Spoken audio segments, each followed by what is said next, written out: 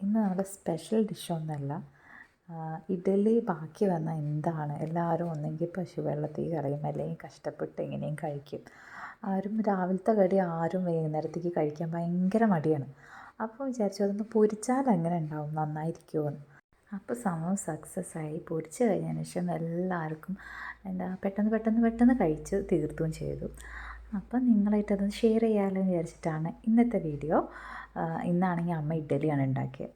എന്തായാലും ബാക്കിയും വന്നു. അപ്പം വേഗം എടുത്ത് വീഡിയോ എടുത്ത് അങ്ങനെ യൂട്യൂബിൽ അപ്ലോഡ് ചെയ്യാമെന്ന് വിചാരിച്ചു. വേറെ ഒന്നുമില്ല, ജസ്റ്റ് ഒരു ചട്ടി വെക്കുന്നു. അതിനകത്തേക്ക് നന്നായിട്ട് വെളിച്ചെണ്ണ ചൂടാവുന്ന രീതിയിലാക്കണം. ഇവിടുത്തെ വെളിച്ചെണ്ണ എന്താ കണ്ടല്ലോ, കട്ട പിടിച്ചിരിക്കുകയാണത്. അങ്ങനെയാക്കാൻ കുറച്ച് പണിയായിരുന്നു. അങ്ങനെ ഇതുപോലെ കുഞ്ഞു കുഞ്ഞു കഷ്ണമായിട്ടോ 4ആയിട്ട് മുറിച്ചിട്ടോ അങ്ങനെ നമുക്കിഷ്ടമുള്ള പോലെ മുറിച്ചിട്ടിടുക. ഇതിന് ഞങ്ങളൊരു പ്രാവശ്യം മയോണൈസൊക്കെ കൂട്ടി കഴിച്ചിട്ടോ. അപ്പോഴും അടിപൊളിയായിരുന്നു. നമുക്ക് എന്താ പറയുക, എന്താ പറയുക, നമ്മുടെ ഇഡ്ഡലി പൊരിച്ചതാണോ ഒന്നും പറയുന്നേ ഉണ്ടായിരുന്നില്ല. അപ്പം ഞങ്ങൾക്ക് ഇഡ്ഡലി ബാക്കി വന്നാൽ ഇത് തന്നെയാണ് ഞങ്ങളുടെ പരിപാടി. പിറ്റേ ദിവസത്തേക്ക് കൊള്ളില്ല കേട്ടോ, അന്ന് തന്നെ കഴിച്ച് തീർക്കാവുന്ന രീതിയിൽ ഉണ്ടാക്കിയാൽ മതി.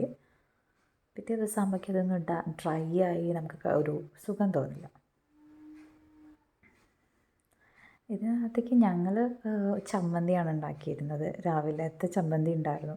ആ ചമ്മന്തി ഇതിലേക്ക് അടിപൊളിയായിരുന്നു. അപ്പോൾ നിങ്ങളെല്ലാവരും ഒന്ന് ട്രൈ ചെയ്ത് നോക്കുക. എന്തായാലും ഇഡ്ഡലി ഉണ്ടാക്കാത്തൊരു വീട് ഉണ്ടാവില്ലല്ലോ. അപ്പോൾ ഇഷ്ടപ്പെട്ടാൽ ലൈക്ക് ചെയ്യുക, ഷെയർ ചെയ്യുക, സബ്സ്ക്രൈബ് ചെയ്യുക. താങ്ക്